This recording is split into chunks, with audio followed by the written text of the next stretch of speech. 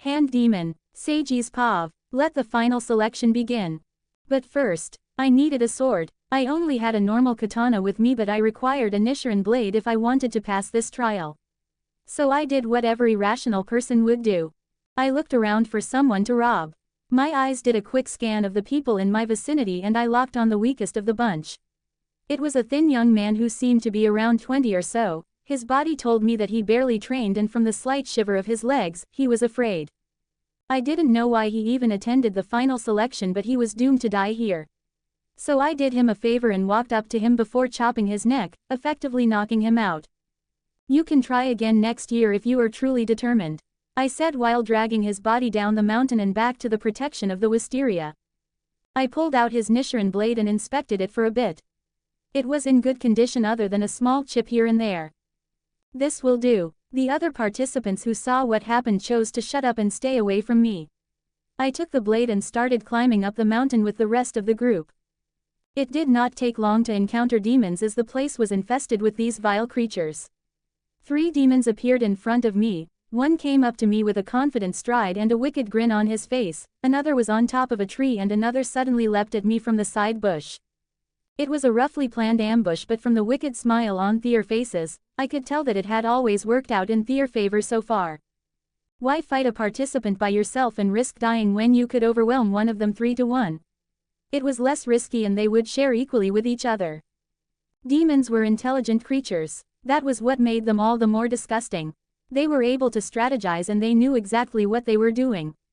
I spun the Nichiren blade in my hand and even without sparing a glance, I cut off the head of the demon who leapt at me. There was a pause while the demon fell to the ground with a thud and his body quickly disintegrated. The atmosphere changed in an instant and the demon felt that maybe it was not such a good idea to target me. Meanwhile, I looked at the sword in my hands. It was effective, but in my mind, it was too effective. The demons died too easily. It felt like they did not suffer at all while I ended their filthy existence. I could understand now why Shinobu would prefer using poison to kill demons. It was not satisfying at all.